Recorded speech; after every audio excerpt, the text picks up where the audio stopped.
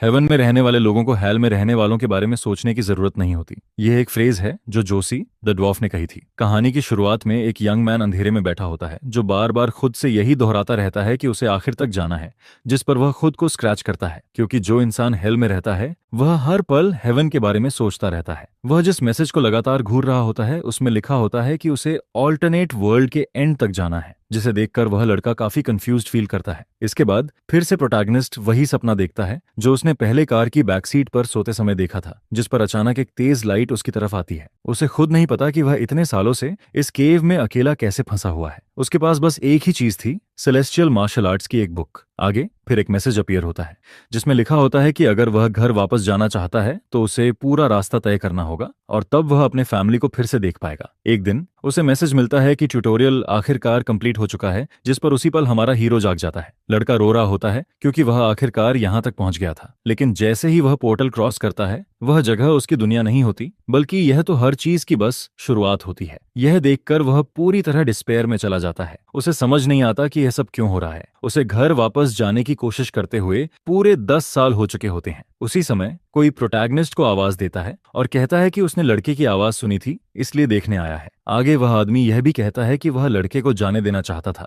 लेकिन उसका फैमिली भूखा मर रहा है, जिस पर वह कहता है कि उसे लड़के का फ्लैश चाहिए। उसकी आंखों में साफ डर दिख रहा होता है। तभी एक सोर्ड जमीन पर गिरती है। हमारा हीरो जिंदा होता है और जो कुछ हुआ उसके लिए उस आदमी को ब्लेम कर रहा होता है। उसका दिमाग गिल्ट से भरे वर्ड से भर जाता है। उसी पल एक मैसेज आता है कि मार्शल आर्ट्स का लेवल इंक्रीज हो गया है। इस ट्रेजेडी के बावजूद प्रोटैगनिस्ट एक नए लेवल तक पहुंच चुका होता है। धीरे धीरे वह इस सिचुएशन को अम्यूजिंग समझने लगता है और फिर वह अनकंट्रोलेबली हंसने लगता है।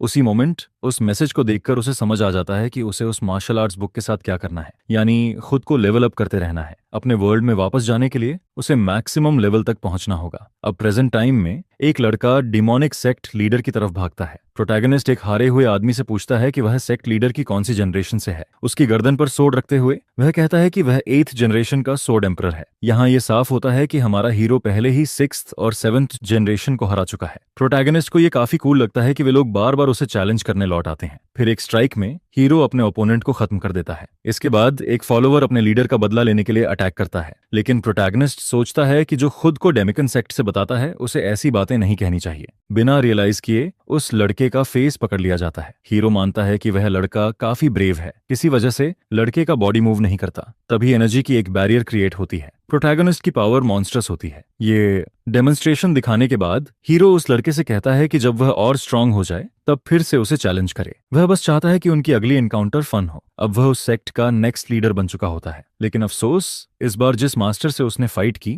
वह कुछ खास नहीं था। प्रोटैगनिस्ट को समझ नहीं आता कि खुद को एंटरटेन करने के लिए क्या करे। सब कुछ इतना बोरिंग हो जाता है कि वह मार्शल आर्ट्स मास्टर्स का एक ग्रुप बनाने के बारे में सोचने लगता है। हीरो आंखें खोलता है और स्काई की तरफ देखता है। उसे इस रियलिटी में रहते हुए पूरे 140 साल हो चुके होते हैं। शुरुआत में उसका बस एक ही गोल था, घर वापस जाना, लेकिन अब उसे अपने फैमिली के फेसेस तक याद नहीं रहते। उसके लिए हेवन कभी एग्जिस्ट ही नहीं करता, क्योंकि यह हेल जैसी लाइफ ही उसकी रियलिटी बन चुकी होती है। हीरो की पेशेंस अब लिमिट तक पहुंच चुकी होती है। उसी पल एक मैसेज अपीयर होता है। प्रोटैगनिस्ट आखिरकार मैक्सिमम लेवल तक पहुंच चुका होता है। इसके साथ ही डिविनिटी असेंशन रिस्ट्रिक्शन रिमूव हो जाती है। मैसेज में लिखा होता है कि वह अर्थ वापस जा रहा है। इतने लंबे समय बाद यह आखिरकार होने वाला होता है। हीरो को यह अम्यूजिंग लगता है कि जब उसने सब कुछ छोड़ दिया तब इन बीइंग्स को उस पर पिटी आई। शायद ये बीइंग्स बस प्रोटैगनिस्ट के साथ खेल रहे होते हैं। अब हीरो डेटी जैसी पावर को टच कर रहा होता है। प्रॉब्लम यह होती है कि ये सब सेंस नहीं बनाता, क्योंकि उसके अंदर अभी भी कार्नल डिजायर्स होती हैं। हीरो सोचता है कि क्या वह हमेशा से इमोशन से भरा हुआ रहा है। इतना समय गुजर चुका होता है कि शायद उसका फैमिली अब एग्जिस्ट ही नहीं करता। अब उसके अंदर वापस लौटने की डिजायर भी नहीं रहती। उसे मोटिवेट करने वाली बस एक ही फीलिंग बचती है, रिवेंज की। मैसेज उससे पूछता है कि क्या वह अपने वर्ल्ड में वापस जाना चाहता है। हीरो उस इंसान से बदला चाहता है जिसने उसकी लाइफ डिस्ट्रॉय की थी। उसका हेट्रेड इतना इंटेंस होता है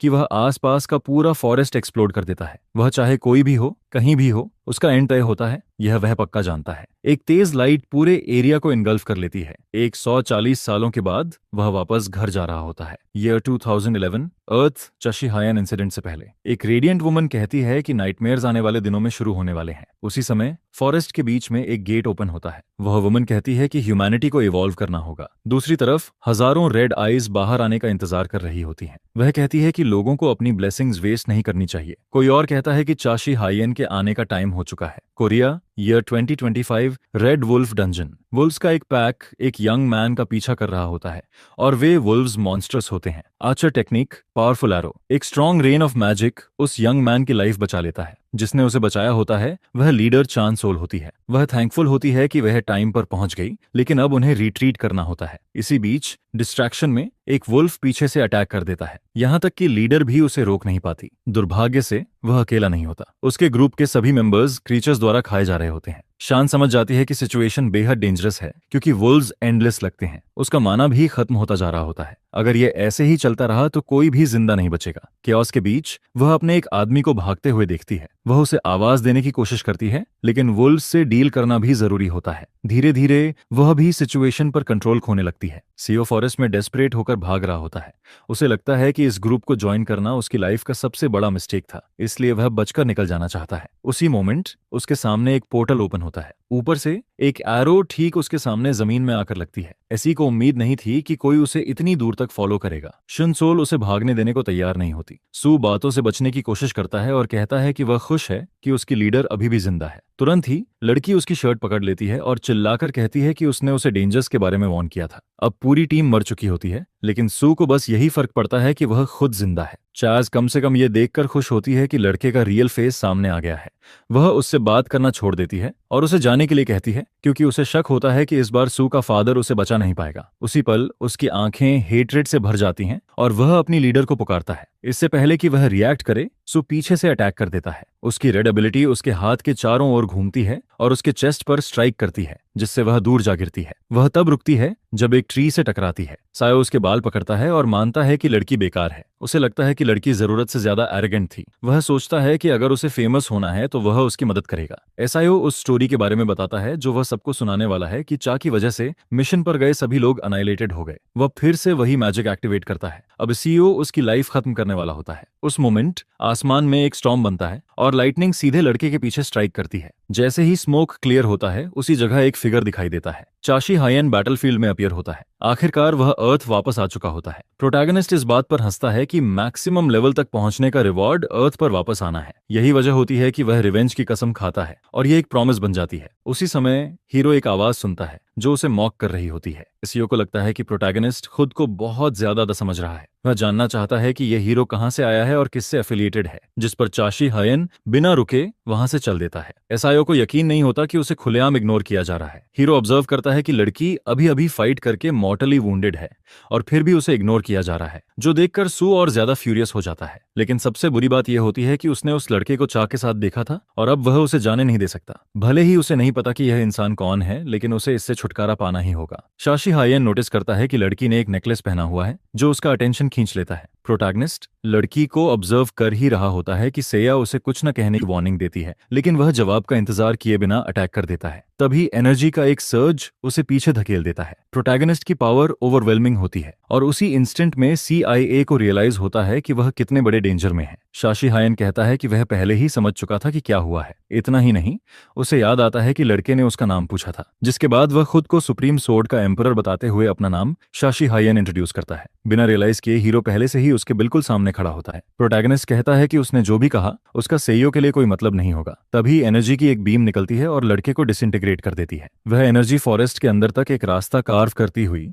मैसिव एक्सप्लोजन क्रिएट करती है। उस बेचारे लड़के का ऑलमोस्ट कुछ भी नहीं बचता। इसके बाद हीरो उसकी तरफ पीट कर लेता है। अब उसे सिर्फ जमीन पर पड़ी लड़की की चिंता होती है। वह उसका बड़ा भाई होता है। जब चांसिल बच्ची थी तब उसके पेरेंट्स उसे उसके टैंट्रम रोकने के लिए डांटते थे। उसकी माँ कहती थी कि वह अब बड़ी हो रही है। उसका भाई कहता था कि उसे बस अम्यूजमेंट पार्क बहुत पसंद है, लेकिन अगर वे ज्यादा देर रुकते तो वो उनकी माँ की लाइफ और मुश्किल कर देता। असली वजह यह थी कि वह जाना नहीं चाहती थी, क्योंकि उसका भाई साथ नहीं आ रहा था। उसे पढ़ाई के लिए रुकना था। वह प्यार से उसके सिर पर हाथ फेरता है। चैडिमल का बड़ा भाई प्रॉमिस करता है कि यूनिवर्सिटी में होने के बावजूद वह हमेशा उससे मिलने आएगा। जब भी वे साथ होंगे वह उसे अम्यूजमेंट पार्क ले जाएगा। इस प्रॉमिस के साथ वह खुश हो जाती है। व्हीकल में वापस आकर वह उसे गोद में उठाने को कहती है और वह यह जानते हुए भी उसकी बात मान लेता है कि एक दिन वह इतनी छोटी नहीं रहेगी। एक्सीडेंट के सीन में चा खुद को लगातार ब्लेम करती रहती है। सोचती है कि अगर वह जिद्दी न होती तो यह सब नहीं होता। अगर उसकी वजह से नहीं तो उनके पेरेंट्स आज भी जिंदा होते। छोटी चा अपने भाई को ढूंढती है, लेकिन वह बिना किसी ट्रेस के गायब हो चुका होता है। प्रेजेंट में उसका आर्म हील हो रहा होता है। अचानक वह जाग जाती है। प्रोटैगनिस्ट कहता है कि वह ठीक हो जाएगी, लेकिन पूरी तरह रिकवर होने में टाइम लगेगा। चा पूछती है कि वह आदमी कौन है, जिस पर वह कहता है कि उसे अंदाजा था कि वह उसे पहचान नहीं पाएगी।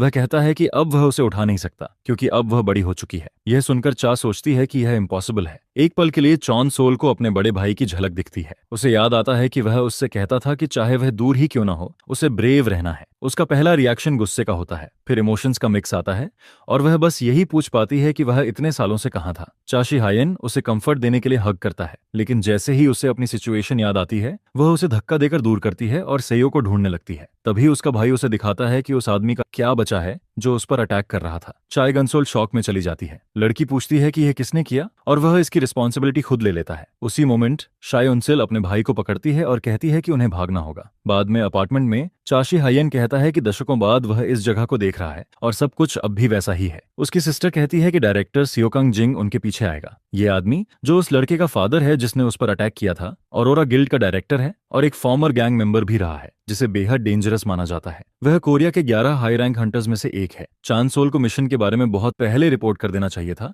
इसलिए सियोकांग जिंग को अब तक अपने बेटे के बारे में किसी न किसी तरह से पता चल चुका होगा, और क्योंकि वह मिशन की अकेली सर्वाइवर है, वह नंबर 1 सस्पेक्ट बनेगी। चाशी हायन पूछता है कि क्या उसकी सिस्टर इसी बात को लेकर वरीड है। अगर ऐसा है तो वह इस सियोकांग जिंग को भी खत्म कर देगा, जिस पर लड़की उसे नॉनसेंस बोलना बंद करने के लिए डांटती है। वह आदमी लेवल 50 से ऊपर है और वह चांस से एग्जीक्यूटिव नहीं बना है। ऊपर से वह पहले ही अपने भाई के अचानक 14 साल बाद लौट आने और अजीब बातें करने से परेशान है। वह कहती है कि पेरेंट्स के जाने और भाई के गायब होने के बाद उसकी लाइफ बहुत मुश्किल हो गई थी। एक बार फिर वह जानना चाहती है कि वह इतने सालों तक कहाँ था। पहली बार चाशी हायन को अपने पेरेंट्स के साथ क्या हुआ था, इसकी कंफर्मेशन मिलती है। फिर वह कहता है कि उसकी सिस्टर को उसका बात करने का तरीका अजीब लग रहा है। प्रोटैगनिस्ट बताता है कि वह इतने सालों तक नूरिम नाम की जगह पर रहा है, लेकिन आगे कुछ कहने से पहले वह सब कुछ समझना चाहता है। वह जानना चाहता है कि हंटर क्या होता है, गिल्ड क्या होता है, और क्या इस वर्ल्ड में भी लेवल्स का कॉन्सेप्ट है। चयुनसोल उसे आराम से लेने को कहती है, क्योंकि ये बहुत सारी इन्फॉर्मेशन है और वह इस टॉपिक को बाद के लिए छोड़ना चाहती है। अभी उसे एक काम है। आर्चर ऑरोरा गिल्ड की तरफ जा रही होती है, इसलिए उसे उसका इंतजार करना चाहिए। चाशी हायन अपने रूम में जाता है और यह देखकर इंप्रेस्ड होता है कि कुछ भी बदला नहीं है। प्रोटैगनिस्ट यह भी सोचता है कि उसकी सिस्टर अब पहले से ज्यादा स्ट्रांग हो चुकी है। अब उसे वह कूल ओल्डर ब्रदर बनना है जो वह इतने सालों तक नहीं बन पाया। शुरुआत के लिए वह इस सो कॉल्ड सोल कांग जिन के पीछे जाने वाला होता है। उसी मोमेंट अपार्टमेंट के एंट्रेंस से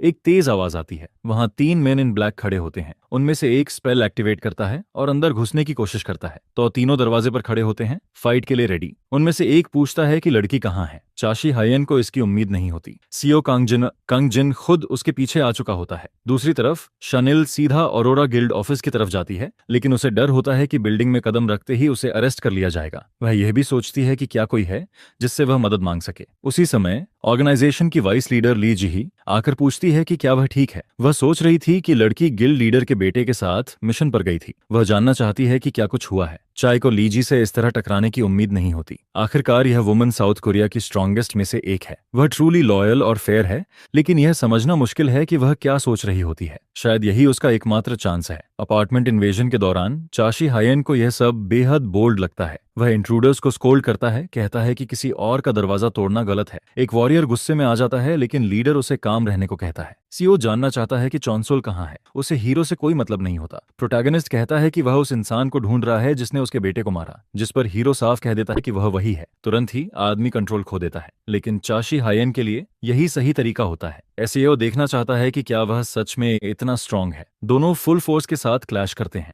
उसी समय ली इस शाशी हायन से मिलने के लिए काफी ईगर होती है। सीओ अटैक करता है, लेकिन प्रोटैगनिस्ट उस स्ट्राइक को डॉज कर लेता है। वह एनालाइज करता है कि उसके ओपोनेंट की स्वॉर्ड में बहुत एनर्जी है। लगता है ये वही हंटर्स में से एक है जिनका जिक्र उसकी सिस्टर कर रही थी। सोचने पर लगता है कि वह लड़का भी इसी तरह का एक अजीब स्किल यूज कर रहा था। शायद कुछ एक्सपेरिमेंट्स करना वर्थ हो। उसका ओपोनेंट फिर से स्ट्राइक करने की तैयारी करता है। एसआईओ कांगजिन ब्लोज का एक कॉम्बो लेकर आता है। आखिरी सेकंड तक प्रोटैगनिस्ट बिल्कुल भी फ्लिंच नहीं करता। जैसे ही स्वॉर्ड उस पर लगती है, एक बैरियर उस ब्लो को ब्लॉक कर लेता है। साफ है कि हीरो ने पहले ही सब समझ लिया था। शाशी हायन को लगता है कि उसका ओपोनेंट सुप्रीम मास्टर लेवल पर है, जो कि सच में इंप्रेसिव है। हमारा हीरो सिर्फ एक हाथ से अटैक ब्लॉक कर लेता है, बिल्कुल कुछ भी ना होने जैसा बिहेव करते हुए। प्रोटैगनिस्ट पूछता है कि क्या उसके जैसे और भी 1000 लोग हैं। इसी मौके का फायदा उठाकर सबॉर्डिनेट्स अपने डायरेक्टर की हेल्प के लिए आगे बढ़ते हैं। तभी लाइट की एक बीम उनके एक शील्ड पर लगती है। चाशी हायान इंटरप्ट होने पर गुस्सा हो जाता है। तभी उसकी नजर एक फायरी ग्लो पर पड़ती है। मेज उस पर फायरबॉल छोड़ता है। यह देखकर वे लोग मान लेते हैं कि उन्होंने फाइट जीत ली है और उसी चांस में वॉरियर अपनी सोर्ड निकाल लेता है। लेकिन चाशी हायान आराम से उसकी ब्लेड पकड़ लेता है। उसके लिए अब चीजें मजेदार होने लगती हैं। एक पल के लिए वॉरियर पावर की एक गहरी एबिस में झांकता हुआ फील करता है। प्रोटैगनिस्ट सिर्फ अपनी एनर्जी से उसे पीछे धकेल देता है। वह समझ ही नहीं पाता कि कोई इंसान इतना स्ट्रांग कैसे हो सकता है। इससे वह सोचने लगता है कि यह पर्सन असल में है कौन। उसकी सिस्टर के मुताबिक वह सिर्फ 14 साल से गायब था और जिन लोगों से वह फाइट कर रहा है वे मार्शल मास्टर लेवल के हैं, यानी बेहद टैलेंटेड। ह्यूमैनिटी ने सिर्फ 14 साल में मिर्राम लेवल तक पहुंच बना ली है और कई सुप्रीम मास्टर्स भी पैदा कर लिए हैं। यह सच में इंप्रेसिव होता है, लेकिन फिर भी वे 10 ग्रेट मार्शल मास्टर्स जितने स्ट्रांग नहीं हैं। शाशी हाइम को याद आता है जब वह उनके सामने खड़ा था। प्रोटैगनिस्ट कहता है कि जांगू रैंकिंग में उसका नाम शामिल नहीं था, इसी वजह से उसने 0 से शुरू करने का फैसला किया। आखिर में वही अकेला खड़ा बचा था। इधर प्रोटैगनिस्ट की सिस्टर रास्ते में होती है। उसके लिए एक साथ इतना कुछ हो रहा है कि वह ऑलमोस्ट पागल हो रही है। अब वाइस लीडर अचानक उसके ब्रदर से मिलना चाहती है और उसे समझ नहीं आ रहा कि यह अच्छा है या बुरा। उसे याद आता है कि ली ने कहा था अगर वह दोनों को मिलाने में हेल्प करेगी तो वाइस लीडर खुद इस पूरे स्कैंडल को कवर कर लेगी।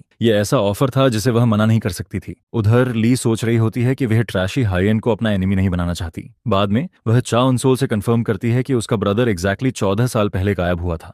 ली हिसाब लगाती है और रियलाइज करती है कि यह 140 साल के बराबर बनता है।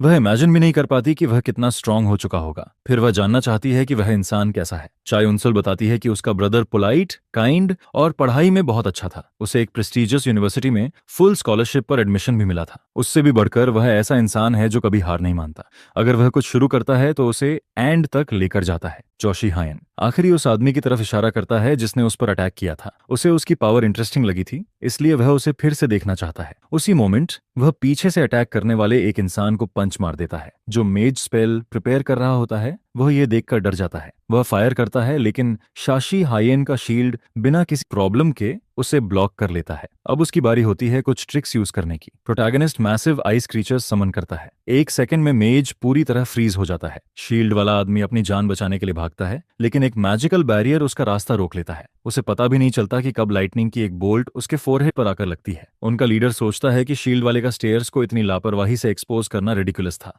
अब सिर्फ एक ही बचा होता है। वैसे भी प्रोटैगनिस्ट मानता है कि कोई भी थग आखिर तक लॉयल नहीं रहता। एसआईओ सोचता है कि उसका ओपोनेंट एक मेज है, लेकिन कोई भी मैजिक उसके अटैक्स को ब्लॉक नहीं कर सकती। और उसने पहले नोटिस नहीं किया था, लेकिन अपार्टमेंट फाइट के बावजूद इंटैक्ट है। शायद ये भी किसी बैरियर से प्रोटेक्टेड है। एसआईओ पूछता है कि क्या हीरो को पहले से पता था कि वे आने वाले हैं और उसने एडवांस में तैयारी कर ली थी। चाशी हायन कहता है कि उसने अपार्टमेंट को प्रोटेक्ट करने के लिए माइंड की सोड यूज की थी, क्योंकि वह नहीं चाहता था कि वे इसे डिस्ट्रॉय करें। उसे पता है कि यह एक्सप्लेन करना आसान नहीं है, लेकिन जैसे ही वे उसके घर में घुसे वे पहले से ही उसके टेरिटरी में थे। लेकिन सू कसम खाता है कि वह अकेले नहीं मरेगा। उसकी बजर्क एबिलिटी एक्टिवेट हो जाती है। वह एनर्जी का एक बड़ा एक्सप्लोजन अनलीश करता है। चाशी हायन इस बात से इंप्रेस्ड होता है कि उसने खुद को सैक्रिफाइस करने के इरादे से अपनी पावर इतनी बढ़ा ली। एसआईओ उसकी बात इग्नोर करता है और सीधे चार्ज करता है। वह लगातार ब्लोज की बारिश कर देता है। साफ दिखता है कि वह अपने माइंड पर पूरी तरह कंट्रोल खो चुका है। एक सोड उड़ती हुई हमारे हीरो की तरफ आती है। शाशी हायन कहता है कि वह सू को रिस्पेक्ट सिखाने वाला है और सिर्फ एक स्ट्राइक में वह उसे 2 हिस्सों में काट देता है। प्रोटैगनिस्ट कहता है कि उसे ऑनर्ड फील करना चाहिए क्योंकि उसे सुप्रीम सोर्ड के एम्परर का ब्लो मिला है। ली और उसकी सिस्टर आखिरकार अपार्टमेंट पहुंच जाती हैं और वे प्रोटैगनिस्ट को घर साफ करते हुए पकड़ लेती हैं। वह कहता है कि वह बस वार्म अप कर रहा था, भले ही जगह लाल मेस में बदल चुकी हो। चांसोल कहती है कि वह अब भी लौटा ही है और ट्रबल शुरू कर चुका है, जिस पर उसका ब्रदर कहता है कि उसे मिरिम जाना चाहिए और स्ट्रांग बनना चाहिए। तभी प्रोटैगनिस्ट वाइस लीडर को नोटिस करता है। वह फील करता है कि उसकी energy celestial culturation martial art से रेजोनेट कर रही है। ली हैरान हो जाती है कि प्रोटैगनिस्ट साउंड ट्रांसमिशन भी यूज कर सकता है। अब तक वह सोचती थी कि यह एबिलिटी सिर्फ उसके पास है, जब तक कि वह दूसरे वर्ल्ड में नहीं गई थी। अगले दिन चाउनोल अपने रूम में सो रही होती है। अचानक वह बिना सोचे जाग जाती है और डरते हुए दौड़ती है। चायनसुल अपने ब्रदर को पुकारती है, तभी उसे उसकी आवाज सुनाई देती है। शाशी हायन मजाक करते हुए पूछता है कि क्या उसे लगा कि वह फिर से गायब हो गया है। यह जानकर कि यह सपना नहीं है, वह पूछती है कि वह इतनी सुबह क्यों उठा है। वह उसे 1 सेकंड रुकने को कहता है और अपना फोन चेक करता है, जैसे किसी चीज ने उसका अटेंशन खींच लिया हो। प्रोटैगनिस्ट को लौटे हुए 1 हफ्ता हो चुका है, लेकिन सब कुछ अब भी ड्रीम जैसा फील होता है। वाइस लीडर ली जी ही बस इतना कहती है कि वे फिर मिलेंगे। उसके बाद कुछ लोग आते हैं और अपार्टमेंट साफ कर देते हैं। उसी दिन एक न्यूज रिपोर्ट आती है जिसमें सू जोंग यून की ट्रैजिक डेथ और उसके फादर के रिटायरमेंट का अनाउंसमेंट होता है। सियोजिन ली अपना प्रॉमिस निभाती है, क्योंकि चतान सोल लास्ट मिशन की अकेली सर्वाइवर थी। गिल्ड कुछ समय तक उस पर नजर रखेगा और अब वाइस लीडर ने उसके ब्रदर को समन किया है, जिससे यह सवाल उठता है कि वह क्या प्लान कर रही है। वह बस यही होप कर सकती है कि उसका ब्रदर सेफ रहे। ली जिगी अकेले एक कैफे में बैठी होती है। चाशी हायन को यह फनी लगता है कि वह किसी भी चीज की चिंता करती हुई नहीं दिखती। आखिरकार उसके आसपास हमेशा गार्ड्स होते हैं। पहले वह कहती है कि वह जल्दी आ गया, फिर क्लैरिफाई करती है कि वे बॉडीगार्ड्स नहीं, सिर्फ एक गार्ड हैं। जब शाशी हायन टी की एक सिप लेता है तो वह उसका टेस्ट पहचान लेता है। ली कहती है कि वह सिर्फ वही टी पीने के लिए होमिन सिटी तक जाया करती थी, जाहिर है मर्म में रहते हुए। प्रोटेगनिस्ट अप्रिशिएट करता है कि वह सीधे पॉइंट पर आई। वह एक्सप्लेन करती है कि 3 लोग दूसरे वर्ल्ड में गए थे। उनके अलावा ट्वाइलाइट गिल्ड का लीडर पार्क टेड हून भी था, जिसकी गिल्ड के साथ उनकी डीप राइवलरी है। ली ने उनके लीडर से बात करने के बाद कुछ बातें डिस्कवर की थीं, जैसे कि 2011 में वह एक केव में जागा था और उसके पास सेलेस्टियल कल्टीवेशन मार्शल आर्ट्स नाम की एक बुक थी। जब वह केव से बाहर निकला तो खुद को मर्म की वर्ल्ड में पाया। ये बिल्कुल वही एक्सपीरियंस था जो प्रोटैगनिस्ट ने किया था। उसे भी वही मैसेज मिला था, अगर उसे अपने वर्ल्ड में वापस जाना है तो उसे उस वर्ल्ड को पूरा पार करना होगा। शशीद हयुंग हंटर और रेड ईरा की शुरुआत के साथ ही वापस आया और यह शायद उनके उस दूसरे यूनिवर्स के सफर से जुड़ा हुआ है। फिर वे उससे पूछते हैं कि वह डंजन्स के बारे में क्या जानता है। वह कहता है कि 14 साल पहले जब एक गॉडेस अपीयर हुई थी तब रेड्स, मॉन्स्टर्स और आरपीजी जैसे क्लास सिस्टम्स भी उसके साथ आए थे। प्रोटैगनिस्ट जानना चाहता है कि वह और पार्क इस वर्ल्ड में वापस कैसे आए, जिस पर ली जवाब देती है कि वे मर चुके थे। उसी इंस्टेंट वह एनर्जी शिफ्ट फील करती है। हीरो को याद आता है कि उनसे उस वर्ल्ड के एंड का विटनेस बनने को कहा गया था। चाशी हायन अंदर से काफी एजिटेटेड हो जाता है। वह सोचने लगता है कि क्या गॉडेस जानती है कि उसे मिरिम किसने भेजा था। जैसे मैक्सिमम लेवल तक पहुंचने पर उसे अर्थ लौटने का रिवॉर्ड मिला, वैसे ही हंटर के रूप में भी वही करने पर कोई इक्विवेलेंट रिवॉर्ड होना चाहिए। शायद वहीं से उसे अपने आंसर्स मिलेंगे। ली को जो हो रहा है उससे थोड़ी नर्वसनेस होने लगती है। हीरो उससे पूछता है कि वह उसके करीब क्यों आ रही है। इसके जवाब में वो वॉक पर चलने का पूछती है। ली एक्सप्लेन करती है कि उसकी गिल्ड पार्क के साथ कॉन्फ्लिक्ट के एज पर थी, लेकिन अब उनका लीडर मर चुका है और क्योंकि हीरो इसके लिए रिस्पॉन्सिबल है, वह चाहती है कि वह इसकी रिस्पॉन्सिबिलिटी ले। वाइस लीडर चाहती है कि चाशी हायन उसकी गिल्ड में मैनेजरियल पोजीशन ज्वाइन करे। बदले में वह फेम और फॉर्चून का प्रॉमिस करती है। हीरो कहता है कि वह उसकी सिस्टर का सुपीरियर है, इसलिए वह ऑफर को इग्नोर नहीं कर सकता। फिर भी वह मना कर देता है। जब रीजन पूछा जाता है तो वह कहता है कि वह अकेले एक्ट करना पसंद करता है। चाशी हायन किसी ऐसे इंसान का सबॉर्डिनेट नहीं बनना चाहता जो उससे वीक हो। ली उसकी बातों पर सोचती है और प्रपोज करती है कि वे टेस्ट के जरिए डिसाइड करें कि स्ट्रॉन्गर कौन है। प्रोटैगनिस्ट कहता है कि उसने मर्म में करीब 140 साल बिताए हैं। वाइस लीडर जवाब देती है कि एज और स्किल सीधे प्रोपोर्शनल नहीं होते। चाशी हायन इससे एग्री करता है, क्योंकि अगर कोई 300 साल भी वहां रहा हो तब भी वह उसके जितना स्ट्रांग नहीं होगा। ली कहती है कि वह खुद देखना चाहती है। उसी पल उसकी एनर्जी का सर्ज निकलकर फील्ड पार करता हुआ प्रोटैगनिस्ट तक पहुंचता है। वह पावर मैजिक से बनी एक आई का शेप ले लेती है। इस एबिलिटी का नाम डांस ऑफ शैडोज होता है। उसकी सारी सेंसेस अफेक्ट होने लगती हैं और आसपास सब कुछ डार्क होता जाता है। इतनी बड़ी स्केल पर इस टेक्निक को यूज करना इमेंस एनर्जी मांगता है। यह ली की यूनिक पावर होती है। ऐसा लगता है जैसे उसने एक मिनी डायमेंशन क्रिएट कर ली हो। आउटसाइड से देखने पर बस इतना लगता है कि वे गायब हो गए हैं। मिरिम में लोग उसे स्कारलेट चेरी ब्लॉसम कहते थे और वह कभी भी एक असैसिनेशन मिशन फेल नहीं करती थी। जोशी हायन पहले से ही सस्पेक्ट कर रहा था कि वह आखिरी दम तक लड़ने वाली इंसान है। अब यहाँ सिर्फ 2 ऑप्शंस होते हैं। ये सर्वाइवल की फाइट होती है, भले ही वह उसे थ्रेट कर रही हो। हीरो को लगता है कि इस एबिलिटी का पर्पस ओपोनेंट को ट्रैप करना नहीं है और उसी इंस्टेंट उसकी नेक पर एक ब्लेड आ जाती है। ली कहती है कि वह सही है। शाशी हायन नाइफ को डॉज करता है। ली ब्लेड का एंगल चेंज करती है। प्रोटैगनिस्ट अपनी हथेली से हर स्ट्राइक ब्लॉक कर लेता है। इतनी स्पीड के बावजूद वह उसकी डिफेंस को पार नहीं कर पाती। फिर वह अटैक्स की एक और फ्लरी प्रिपेयर करती है। अगली बराज में प्रोटैगनिस्ट पीछे की तरफ लीप कर जाता है। अब डिस्टेंस पर आकर वह कहता है कि उसका फाइटिंग स्टाइल काफी पिक्यूलियर है, मिरिम के ग्रेटेस्ट असैसिन डार्क किंग का मार्शल स्टाइल। यह सुनकर वह स्टन्ड हो जाती है कि उसने एक ग्लांस में पहचान लिया। शाशी हायन कहता है कि वह पहले भी किसी ऐसे इंसान से लड़ा था, लेकिन तब वह इनएक्सपीरियंस्ड था, इसलिए वह उसे 1 सेकंड में हरा बैठा था। प्रोटैगनिस्ट एक ऑफर देता है, अगर वह 3 स्टाइल्स तक यूज करके उसे डिफीट कर पाती है तो वह गिल्ड ज्वाइन कर लेगा, लेकिन आखिरी स्ट्राइक पहले स्टाइल में काउंट हो चुकी है। ली चैलेंज एक्सेप्ट कर लेती है। शाशी हायन को यह फैसिनेटिंग लगता है कि वह उसकी सेंसेस से कंप्लीटली गायब हो जाती है, जैसे वह इनविजिबल हो गई हो। 3 एनर्जी बर्स्ट्स उसकी तरफ उड़ते हैं। उसे ये मूवमेंट इंटरेस्टिंग लगती है। प्रोटैगनिस्ट डॉज करने की कोशिश करता है, भागते हुए भी मैजिक उसका पीछा करती रहती है। अब जोशी है, अपनी टेक्निक प्रिपेयर करता है। वह एनर्जी से स्ट्राइक डिफ्लेक्ट करता है। प्रोटोगोनिस्ट बिना स्क्रैच के बाहर आता है, फिर भी वह उसकी पावर एक्नॉलेज करता है।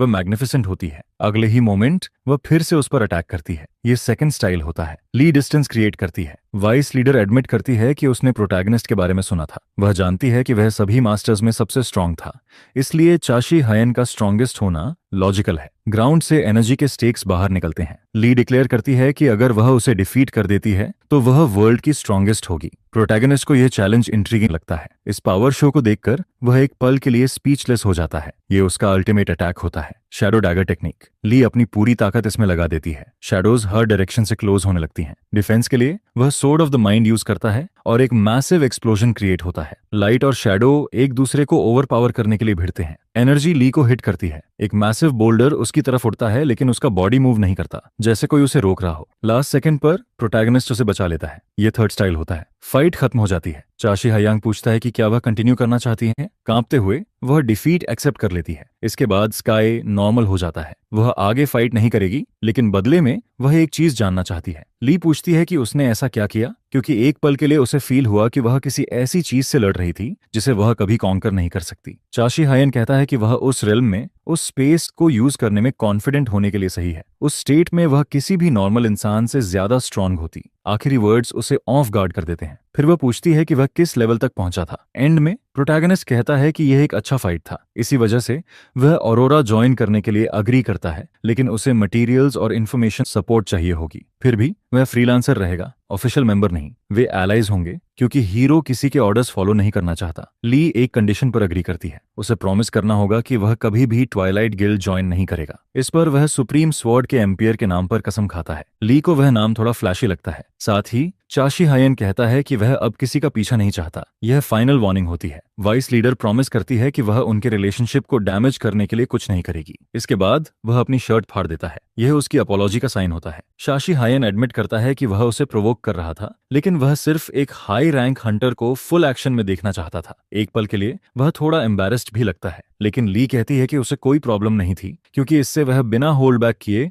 फुल स्ट्रेंथ से फाइट कर पाया। क्यूरियस होकर हीरो पूछता है कि उसने बाकी सब छोड़कर असैसिनेशन स्टाइल क्यों चुना। ली जवाब देती है कि कभी उसके मन में किसी को खत्म करने का डेस्परेट थॉट आया था, और यहीं ये टॉपिक खत्म हो जाता है। हीरो को याद आते हैं वे मैसेजेस जो उसे अपने वर्ल्ड में लौटने के लिए मिलते थे। चाशी हायन को वही रिवेंज की ड्राइव फील होती है जो उसे होती है। डर्ट रोड के एंड पर एक कार खड़ी होती है। गार्ड पहले से वरीड लगता है। जब वह बैठती है तो वह पूछता है कि क्या वह ठीक है। वह आदमी नोटिस करता है कि उसने डांस ऑफ शैडोज यूज किया था। वुमन कहती है कि वह उस टेक्निक से अपने टारगेट को स्क्रैच तक नहीं कर पाई। जैसा एक्सपेक्टेड था, वह नॉर्मल स्टैंडर्ड से कहीं आगे है। अब उसका माना पूरी तरह खत्म हो चुका होता है। उससे भी बुरा, उसने उसे सच में अटैक तक नहीं किया। उसे समझ ही नहीं आता कि वह डिफेंस कैसे कर रहा था। ली एडमिट करती है कि वह हार चुकी है। गार्ड पूछता है कि क्या वह प्रोटैगनिस्ट को फेस्टिवल में भेजने वाली है। वाइस लीडर कहती है कि वह पार्क के अगेंस्ट एक की प्लेयर बनने वाला है। उसे याद आता है कि किसी ने उससे कहा था कि उसे उसके लीड को फॉलो करना होगा, क्योंकि वही मार्शल गॉड है। प्रोटैगनिस्ट आखिरकार घर पहुंचता है, लेकिन कुछ कहने से पहले ही उसकी सिस्टर दौड़कर उसे हग कर लेती है। पहले तो उसे समझ नहीं आता कि वह ऐसा क्यों कर रही है, क्योंकि अब वह उसे हग से क्रश करने की कोशिश कर रही होती है। अब से वह नहीं चाहती कि वह कहीं जाए या किसी डेंजरस चीज में इन्वॉल्व हो। उसे डर होता है कि वह फिर से गायब हो जाएगा। चाशी हायन समझता है कि वह कैसा फील कर रही है, लेकिन वह बताता है कि वह हंटर बनने के बारे में सोच रहा है। यह सुनकर उसकी सिस्टर बिल्कुल भी खुश नहीं होती। प्रोटैगनिस्ट एक्सप्लेन करता है कि उसके पास जो मिस्टिकल क्यूब है वह उसे लाइजी ने दिया था। इस ऑब्जेक्ट की मदद से वह अपना स्टेटस विंडो एक्सेस कर सकता है। इसके बाद चाशी हायन उस आइटम को अपने हाथ में लेता है। उसी पल क्यूब ग्लो करने लगता है। धीरे धीरे वह आइटम डिसइंटीग्रेट होने लगता है, यहाँ तक कि प्रोटैगनिस्ट को भी थोड़ा डिसअपॉइंटेड फील होने लगता है कि कुछ हो ही नहीं रहा। चाशी हायन बड़बड़ाता है, सोचता है कि ली एक स्कैमर है, जिस पर उसकी सिस्टर उसे कहती है कि स्टेटस स्क्रीन एक्सेस करके देखे। तभी 2 इमेजेस अपीयर होती हैं। एक इमेज दिखाती है कि वह मैक्स लेवल पर है और दूसरी इमेज में वह लेवल 1 पर दिखता है, साथ में लिखा होता है कि उसके पास कोई क्लास नहीं है। ऑरेंज वाली मुरिम से जुड़ी होती है और वह सिर्फ वही देख सकता है। दूसरी तरफ ब्लू वाली इमेज उसके हंटर स्टेटस को शो करती है। उसकी सिस्टर यह देखने के लिए एक्साइटेड होती है कि उसे कौन सी क्लास मिली है, लेकिन फिर वह हैरान रह जाती है। इसके बाद वह खुशी मनाते हुए कहती है कि उसका डेस्टिनी हंटर बनना नहीं है,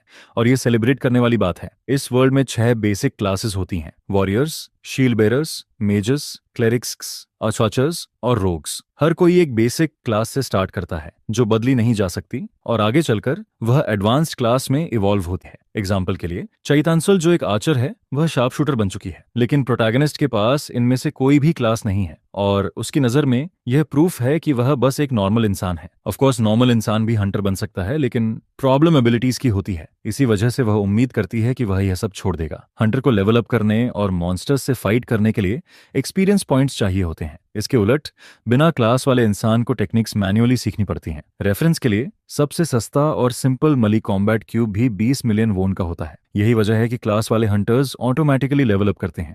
जिनके पास क्लास नहीं होती, उन्हें इसमें लगातार पैसा डालना पड़ता है। तो सवाल यही रह जाता है, ट्रून सोल के पास एग्जैक्टली इतना पैसा नहीं है, लेकिन तभी उसे याद आता है कि ली उसे स्पॉन्सर करने वाली है। अनफॉर्चुनेटली फॉर हर, वह उसके ब्लफ में नहीं आता। पीछे सोचने पर अगर उसने वह अलायंस नहीं बनाई होती तो वह इस समय सीरियस ट्रबल में होता। लेकिन बात यहीं खत्म नहीं होती। फैक्ट यह है कि मुरिम में वह मार्शल जीनियस था, लेकिन अर्थ पर इसका मतलब है कि वह ऐसा इंसान है जिसके अंदर कोई टैलेंट ही नहीं है। चियाक माउंटेन्स में यह ऑरोरा गिल्ड का ट्यूटोरियल रेड होता है, लेकिन इसे दूसरे शब्दों में बनी रेड भी कहा जाता है। तभी एक एरो आकर इसे एक्सप्लोड कर देता है। शाशी हयोन को यह रेडिकुलस लगता है कि एक सिंपल रैबिट पकड़ने के लिए उन्हें इतना सीरियस होना पड़ रहा है। उसकी सिस्टर बताती है कि बहुत से रुकी हंटर्स इस रीजन को हल्के में लेते हैं और फिर ट्रबल में फंस जाते हैं। वह लून स्टोन दिखाती है। इसमें रॉ अनरिफाइंड नेचुरल एनर्जी होती है। इसकी वैल्यू बहुत ज्यादा होती है, और यही रीजन है कि न्यूक्लियर पावर प्लांट्स गायब हो गए। चैड डोनिल अपने ब्रदर को केयरफुल रहने को कहती है, क्योंकि डंजन में कुछ भी हो सकता है। वह नोटिस भी नहीं कर पाती, और वह एक साथ कई रैबिट्स को गिरा देता है। जो बात उसे परेशान करती है वह यह है कि वह उसे पूरी तरह इग्नोर कर रहा है। इसी बीच प्रोटैगनिस्ट रियलाइज करता है कि जब वह मार्शल आर्ट्स पावर यूज करता है तो उसे हंटर पॉइंट्स नहीं मिलते। चाशी हयाम अपनी एबिलिटी को देखता है और सोचता है कि कहीं उसने गलत चॉइस तो नहीं कर ली।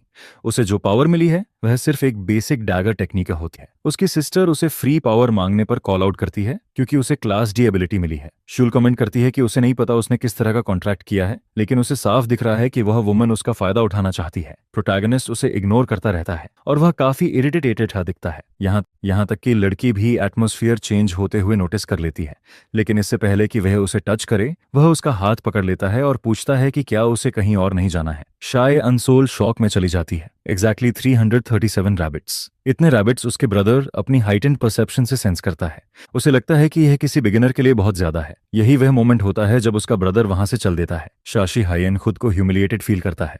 वह डी के स्किल यूज करता है, जबकि वह ऐसा इंसान है जो सोर्ड्समैनशिप के पिनेकल तक पहुंच चुका है। उसके ऊपर से उसे क्लासलेस नोबडी लेबल किया गया है। शाशी हायन हवा में अपना वेपन ड्रॉ करता है और अपनी एनर्जी चैनल करता है। जैसे ही वह जमीन पर उतरता है, उसके पैरों के नीचे एक क्रेटर बन जाता है। रैबिट्स की पूरी आर्मी उसे सस्पिशियस नजरों से देखती है। उसे अपनी सिस्टर की चिल्लाने की आवाज सुनाई देती है, और वह मजाक में कहता है कि वह यह गुस्सा बाद के लिए बचा कर रखे, क्योंकि अभी वह सोच रहा है कि इन्हें पकाएगा कैसे। एक साथ कई वार्निंग मैसेजेस अपीयर होते हैं। उनमें ब्लेड यूज करने के इंस्ट्रक्शंस होते हैं। सिस्टम जब उसे गाइड करने की कोशिश करता है तो वह और भी अनॉयड हो जाता है। उसके लिए अब फन और गेम्स खत्म हो चुके होते हैं। सारे रैबिट्स एक साथ अटैक कर देते हैं। अब वे ज्यादा बीस्ट्स जैसे लगते हैं। वे कौन होते हैं उसे इतनी आसानी से कुछ सिखाने वाले? प्रोटैगनिस्ट सबको काट गिराता है। उसे बताया गया था कि हंटर्स 14 साल पहले एग्जिस्ट करने लगे थे, इसलिए किसी के भी उसके लेवल तक पहुंचने में कम से कम 100 साल और लगेंगे। फिर से कई मैसेजेस अपीयर होते हैं। डैगर टेक्निक से जुड़ा एक नोटिफिकेशन आता है। ये कुछ नया लगता है। चाशी हायन अपनी सिस्टर से पूछता है कि इन मैसेजेस का क्या मतलब है।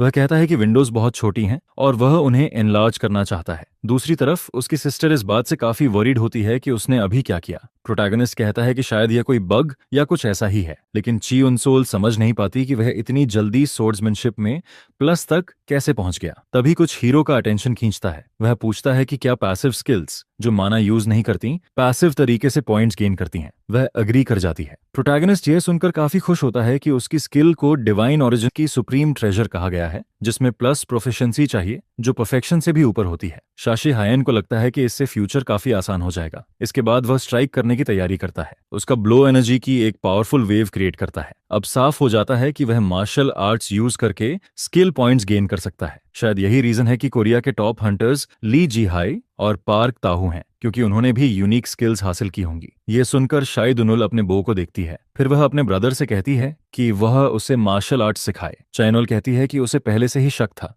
लेकिन अब वह श्योर हो चुकी है कि वह बहुत स्ट्रांग है। उसे रेड डंजन की बातें याद आती हैं। अगर वह स्ट्रांग नहीं बनी तो वह इसे दोबारा होने से रोक नहीं पाएगी। वह जानती है कि वह रिग्रेट करती रहेगी, लेकिन वह कभी अपने ब्रदर जितनी स्ट्रांग नहीं बन पाएगी। इससे पहले कि वह ज्यादा इमोशनल हो, वह प्रॉमिस करता है कि वह उसे सिखाएगा। यह पहली बार होगा जब प्रोटैगनिस्ट का कोई डिसाइपल होगा, और यह अच्छी बात है क्योंकि वह हमेशा उसके पास रह सकेगा और वह खुद को प्रोटेक्ट करना सीख पाएगी। अब जब सब सेटल हो चुका होता है, वह उसे अपने मास्टर को फॉलो करने को कहता है। दोनों खुले मैदान में साथ दौड़ते हैं। शुनसुल पूछती है कि अब वह क्या करना चाहता है। वह जानना चाहती है कि क्या वह हंटर स्किल्स ही यूज करता रहेगा। उसी मोमेंट 2 रैबिट्स उन पर अटैक कर देते हैं। प्रोटैगनिस्ट तुरंत मार्शल आर्ट्स यूज करने के लिए रेडी हो जाता है और एक स्ट्राइक में उन्हें उड़ा देता है। हीरो जवाब देता है कि उसे नहीं पता कि उसका फ्यूचर हंटर के तौर पर कैसा होगा। इवन अब लेवल अप करने का तरीका समझने के बाद भी वह एक क्लास स्किल चाहता है। उसे याद आता है कि ली ने मार्शल आर्ट्स और रोग स्किल्स को इवॉल्व करके पावर हासिल की थी, इसलिए उसे भी ऐसी क्लास ढूंढनी होगी जो उसके लिए सूट करे। तब से उसके दिमाग में एक आइडिया आता है। हीरो हवा में जंप करता है और रैबिट्स के ऊपर हॉवर करने लगता है। वह अपने हाथ में एनर्जी चार्ज करता है। मार्शल आर्ट्स से जुड़ी कोई भी क्लास स्किल यूजलेस होगी और बाकी टाइप्स को फ्यूज करना मुश्किल होगा। लेकिन मैजिक का क्या? एक ही अटैक में वह पूरा फील्ड डिस्ट्रॉय कर देता है। उसकी सिस्टर वरी करती है कि वह बहुत रैश एक्ट कर रहा है, लेकिन वह सेटिस्फाइड होता है क्योंकि मैजिक के साथ उसके पास ज्यादा ऑप्शंस होंगे। इसी वजह से वह मेज बनने का फैसला करता है। सिर्फ शाई गंसुल नर्वस हो जाती है क्योंकि वह पहले ही एक्सप्लेन कर चुकी थी कि क्लास ऐसे चूज नहीं की जाती,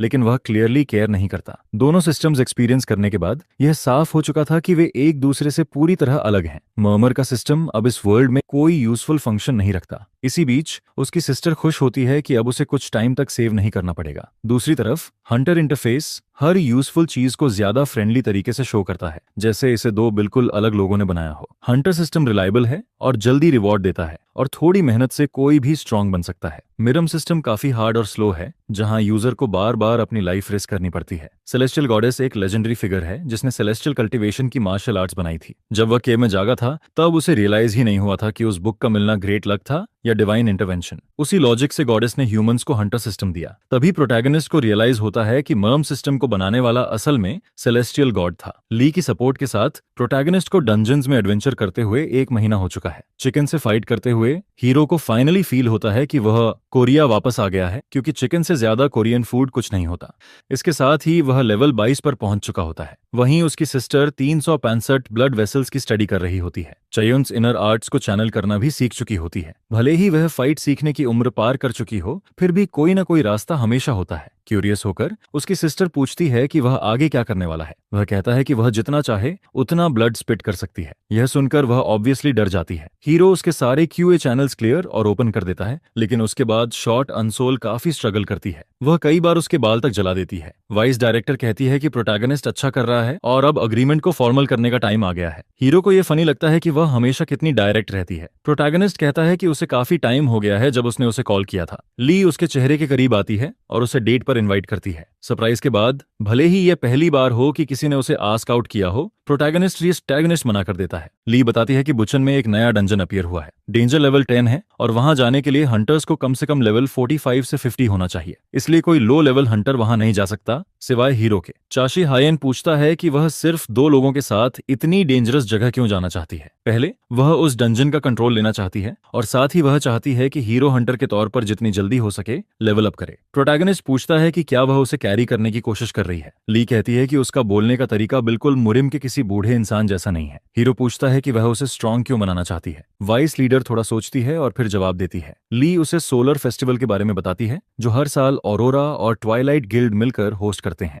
यह कोरिया में बेस्ट डिसाइड करने की बैटल होती है। ऊपर से इसे हंटर्स के बीच हार्मनी के लिए बताया जाता है, लेकिन असल में यह स्ट्रॉन्गेस्ट को इवैल्यूएट करने के लिए होता है। दोनों गिल्ड्स डंजन्स को लेकर लगातार वॉर में रहती हैं और अंदर क्या होता है यह कभी पब्लिक नहीं किया जाता। चाशी हायन समझना चाहता है कि इन फाइट्स की असली वजह क्या है, क्योंकि उसे लगता है कि सिर्फ डंजन डिस्प्यूट्स रीजन नहीं है। ली बताती है कि यह सब पार्क की वजह से है। वह अचानक ऑरोरा पर अटैक करने लगा जैसे वह पागल हो गया हो, सिर्फ इसलिए क्योंकि वह चाहता है कि सब लोग किसी सो कॉल्ड सेलेस्टियल गॉड को फॉलो करें। यह सुनते ही प्रोटैगनिस्ट भड़क जाता है और उससे सब कुछ बताने को चिल्लाता है, लेकिन ली कहती है कि उसे बस इतना पता है कि पार्क को मर्म से एक मैसेज मिला था। प्रोटैगनिस्ट सोचता है कि प्रॉब्लम यह है कि वह दूसरों के स्टेटस विंडो देख ही नहीं सकता, जिससे पता चले कि वे झूठ बोल रहे हैं या नहीं। वाइस लीडर कहती है कि वह नहीं समझती कि सिर्फ एक मैसेज की वजह से वह अपने गाइड और बाकी सबके साथ इतना कोल्ड बिहेव कैसे कर सकता है, खासकर तब जब प्रोटैगनिस्ट से पहले सिर्फ वही दो लोग मर गए थे। यह बात चाशी हायन को सोच में डाल देती है। ली ऑफिशियली उससे ऑरोरा गिल्ड की तरफ से फेस्टिवल में पार्टिसिपेट करने को कहती है। हाल ही में पावर बैलेंस ट्वाइलाइट गिल्ड की तरफ झुक रहा है। वे जबरदस्ती डंजन्स टेक ओवर कर रहे हैं और अगर ये इम्बैलेंस फेस्टिवल में सामने आ गया तो ऑरोरा का एंड हो सकता है, खासकर अब जब उन्होंने अपने की मेंबर फॉर्मर डायरेक्टर को खो दिया है हीरो की वजह से। लेकिन चाशी हायन अब भी नहीं समझ पाता कि वह उसे हंटर के तौर पर इवॉल्व क्यों करना चाहती है। ली एक्सप्लेन करती है कि सोलर फेस्टिवल पूरी दुनिया का मीडिया अटेंशन खींचता है। वह जानती है कि हीरो एक्सपोज नहीं होना चाहता क्योंकि उसकी स्किल्स हंटर्स को प्रोवोक कर सकती हैं, या फिर शायद वह इतना कॉन्फिडेंट है कि पूरी सोसाइटी को अकेले हैंडल कर सके। इसी वजह से फेस्टिवल में पार्टिसिपेट करने के लिए उसे सिर्फ हंटर एबिलिटीज यूज करनी होंगी, और क्योंकि हीरो उस पर एक एहसान करता है उसके पास मना करने का ऑप्शन नहीं है। वैसे भी उसे कुछ कहने की जरूरत नहीं क्योंकि वह एग्री कर चुका है। इस केस में 6 मेज स्किल्स होती हैं, 2 हाई लेवल वंस और एक सॉर्सरर क्लास से। अभी सोचने पर चाशी हायन को लगता है कि उसे समडे पार्क से फाइट करनी ही पड़ेगी। इस डील में वह आगे ही निकल रहा है। फिर हीरो एक छोटा सा पेपर उड़ता हुआ देखता है। मर्म के उलट इस वर्ल्ड में लॉज हैं और अब प्रोटैगनिस्ट को कॉन्ट्रैक्ट्स साइन करने पड़ते हैं। बस कुछ डॉक्यूमेंट्स होते हैं, पेमेंट गारंटीज और कॉन्फर्मेशन कि वह ऑरोरा गिल्ड को सर्विसेज दे रहा है। हीरो रियलाइज करता है कि उसे एक गिल्ड ओपन करनी पड़ेगी क्योंकि वह फ्रीलांसर रहकर ऑरोरा को रिप्रेजेंट नहीं कर सकता। एंड में उसे बिजनेस आईडी भी चाहिए होती है और उन क्यूब्स को अर्न करने के लिए, जिनकी वैल्यू एक घर से भी ज्यादा है, उसे अभी साइन करना ही बेहतर लगता है। साफ होता है कि ली ये सब शुरू से प्लान कर रही थी। चाशी हायन को बस फॉर्मेलिटी के लिए अपनी गिल्ड का नाम रखना होता है। वह कुछ भी लिख सकता है, लेकिन वह जो नेम एंटर करता है वह होता है नो लिमिट्स। इसके बाद वे मिशन पर टेलीपोर्ट करते हैं। किसी वजह से हीरो को फील होता है कि वह घर से बाहर सिर्फ डंजन जाने के लिए ही निकलता है। इस मिशन का नाम होता है बर्ड मॉन्स्टर्स ऑफ बुचिन। लीजी बताती है कि ये क्रीचर्स अकेले में वीक होते हैं, लेकिन यहाँ इनकी संख्या गिनती से बाहर होती है। चाशी हायन अपने काय से कम 3000 सेंस करता है और प्रोटैगनिस्ट एक्साइटेड हो जाता है। उसके लिए जितने ज्यादा उतना बेहतर। हीरो लाइट का एक स्पीयर क्रिएट करता है। इस अटैक से वह हवा में उड़ रहे क्रीचर्स को इलेक्ट्रोक्यूट कर देता है। ली शॉक में होती है क्योंकि उसने ये टेक्निक अभी अभी सीखी है। हीरो कहता है कि उसके लिए माना और की काफी सिमिलर तरीके से काम करते हैं। ली उसे ओवरडू न करने को कहती है, नहीं तो एनर्जी जल्दी खत्म हो जाएगी, लेकिन प्रोटैगनिस्ट को ऐसा नहीं लगता। चाशी हायन पूछता है कि क्या डंजन्स में हमेशा सिर्फ एक ही टाइप का मॉन्स्टर होता है। उसकी फ्रेंड कहती है हाँ। हीरो को यह अजीब लगता है। ली बताती है कि 14 सालों में हजारों डंजन्स डिस्कवर हो चुके हैं, लेकिन आज तक एक भी ऐसा केस नहीं आया जहां एक ही डंजन में 2 टाइप्स के मॉन्स्टर्स हों। तभी कोई बर्ड मॉन्स्टर पर अटैक करता है और उसका बचा खुचा हिस्सा दीवार पर फेंक देता है। एक जायंट ड्रैगन गुस्से में रोर करता है। लेक के किनारे एक आदमी डिश में फीड लेकर फिश को डाल रहा होता है। दूसरी तरफ ट्वाइलाइट गिल्ड के लीडर पार्क तहून के हाउस में उसका सबो नर्डिनेट किम चोलहो उसे बताता है कि ऑरोरा की वाइस लीडर अजीब बिहेव कर रही है। इंटेल के मुताबिक वह एक रूकी को काफी सपोर्ट दे रही है और उसके साथ कई डंजन्स जा चुकी है, लेकिन लीडर को इस इन्फॉर्मेशन से खास फर्क नहीं पड़ता। असिस्टेंट आगे बताता है कि रूकी गिल्ड के एक मेंबर का भाई है जो 14 साल पहले गायब हो गया था और अभी वापस आया है। असिस्टेंट के पास और भी बातें होती हैं, लेकिन आखिरी बात पार्क का अटेंशन खींच लेती है और वह पूछता है कि रुकी इतने सालों तक कहां था। किम रिपोर्ट देखता है और कंक्लूड करता है कि उन्हें नहीं पता, लेकिन उन्हें यह जरूर पता है कि ऑरोरा का फॉर्मर लीडर रिटायर नहीं हुआ था। वह अपने बेटे की वजह से उस रूकी से कन्फ्रंट करने के बाद गायब हो गया था। पार्क कहता है कि वह आदमी अब जिंदा नहीं है। उसका असिस्टेंट इस बात को मानने में थोड़ा मुश्किल फील करता है। लीडर कहता है कि चाशी हयून वही है जिसने उसे खत्म किया था और इसी वजह से पार्क को यकीन है कि हमारा हीरो मर्म से आया है। हीरो डिफीटेड क्रीचर्स को घूरता रहता है।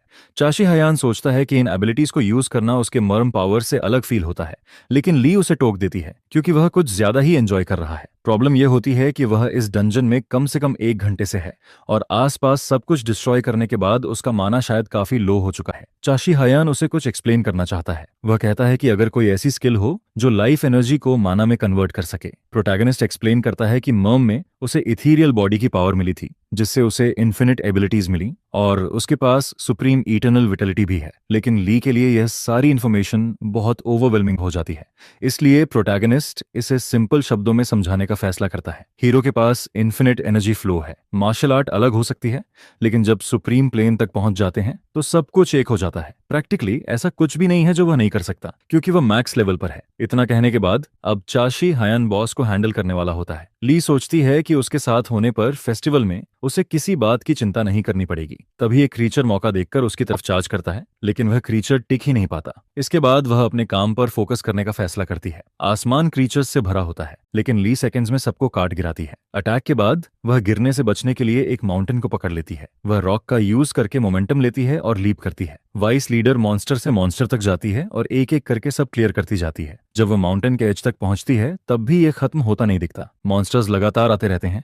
वापस जाकर ली डंजन का डेंजर लेवल चेंज करने वाली होती है, क्योंकि इनकी संख्या रिपोर्ट से कहीं ज्यादा है। वह मिशन के लिए परफेक्ट टीम कॉम्पोजिशन का फायदा उठा रही होती है। एक मेज, एक आर्चर, एक क्लेरिक, एक स्काउट और कोई भी क्लास। उसी मोमेंट उसे फील होता है कि कुछ गलत है। जायंट ड्रैगन्स का एक ग्रुप उनके ऊपर से उड़ता है। मैसिव होने के अलावा अब उसे समझ आता है कि एक ही डंजन में दो टाइप्स के क्रीचर्स क्यों हैं। हिट होने से पहले वह जंप करके खुद को सेव कर लेती है, लेकिन तुरंत एक और ड्रैगन आ जाता है। इस बार वह अपनी मैजिक प्रिपेयर करती है। प्रॉब्लम यह होती है कि एक और ड्रैगन जिसे वह देख नहीं पाई थी उसकी तरफ आ रहा होता है और वह मिड एयर में हिट हो जाती है। ली रियलाइज करती है कि वे डिमोनिक पावर्स यूज कर रहे हैं। पूरा डंजन सिस्टम टूट चुका होता है। लकीली वह लास्ट सेकंड पर खुद को बचा लेती है। प्रोटैगनिस्ट इसी मोमेंट का इंतजार कर रहा होता है। ली इरिटेटेड हो जाती है क्योंकि उसे रियलाइज होता है कि उसे इन मॉन्स्टर्स के बारे में पहले से पता था, फिर भी उसने सिर्फ बॉस की बात की थी। वह कहता है कि उसने इन्हें जानबूझकर लास्ट के लिए बचाया था। चाशी हायान एक्सप्लेन करता है कि वह समझता है कि शॉक में वह फ्रीज हो गई थी, लेकिन उसे पता है कि वह इन मॉन्स्टर्स को हैंडल कर सकती है।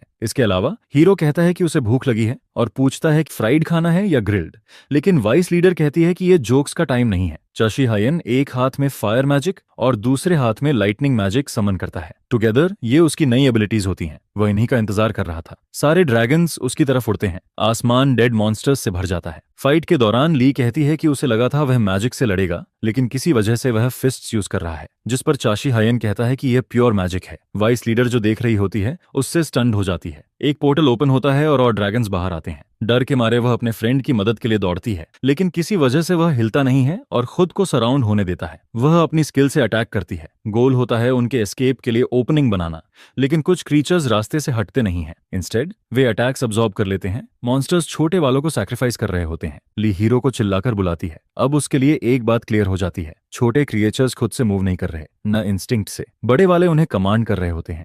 इसी वजह से वे अटैक्स के सामने कूद रहे हैं। अब उसे समझ आ जाता है कि जीतने का तरीका क्या है। बिग वन को गिराना होगा, लेकिन उसकी चिंता यह होती है कि उसका फ्रेंड ठीक है या नहीं। ली को चाशी हायेन की आखिरी इमेज याद आती है। उसकी आंखों की लुक से साफ था कि उसने जानबूझकर डॉज नहीं किया था। यह बात उसे फ्रस्ट्रेट करती है कि वह कभी नहीं समझ पाती कि वह क्या सोच रहा है। ली हीरो की मदद करना चाहती है, लेकिन यह पहली बार होता है जब वे अनोमली से डील कर रहे होते हैं और डिफिकल्टी की लिमिट्स पुश हो रही होती हैं। उसी मोमेंट उसके दिमाग में एक आइडिया आता है। क्रीचर्स फाइट में बिजी होते हैं और उनमें से एक ये नोटिस नहीं करता कि उसकी बैक पर एक लड़की है। उसका प्लान होता है उस मॉन्स्टर को ढूंढना जो सारा केओस क्रिएट कर रहा है, लेकिन बिना नोटिस किए एक और क्रीचर उससे टकरा जाता है। फ्री फॉल में वह एक और मॉन्स्टर को एम करती है। होल्ड करने के लिए वह अपनी डैगर्स में से एक यूज करती है। आखिरकार मॉन्स्टर्स उस पर ध्यान देते हैं, लेकिन तब तक देर हो चुकी होती है। ली को लगता है कि 1-on-1 वह हैंडल कर सकती है, इसलिए वह शैडो डांस एक्टिवेट करती है, लेकिन वह अकेली नहीं होती। यह एक ऐसी फाइट बन जाती है जिसका एंड दिखता नहीं। उसी समय एक स्पेल उसके बॉडी को ग्रेज करता है। कुछ मोमेंट्स बाद एक मैसिव एक्सप्लोजन होता है। वाइस लीडर समझ नहीं पाती कि इतनी एनर्जी कहां से आ रही है। Protagonist divine sword magic use कर रहा होता है और वह यूजुअल से कहीं ज्यादा क्रिएट कर रहा होता है। वह उसकी लिमिटलेस पावर को खुद देख रही होती है। चाशी हायान कहता है कि वह हंटर बनने का खेल खेल कर थक चुका है। एक साथ हजारों सोर्ड समन हो जाती हैं। लाइट की एक रेन मॉन्स्टर्स को अनाइलेट कर देती है। बस सेकंड्स में सब ऑब्लिटरेट हो जाते हैं। फाइट खत्म हो जाती है, लेकिन एक सवाल रह जाता है, अगर ऐसा किसी और डंजन में हुआ तो डेंजर क्या होगा? इस पॉइंट पर डंजन डेंजर लेवल सिस्टम शायद रिलायबल नहीं रहा। अगर ऐसा कहीं और हुआ तो पूरा ग्रुप वाइप आउट हो सकता है। शायद सोलर फेस्टिवल अब टॉप प्रायोरिटी नहीं है,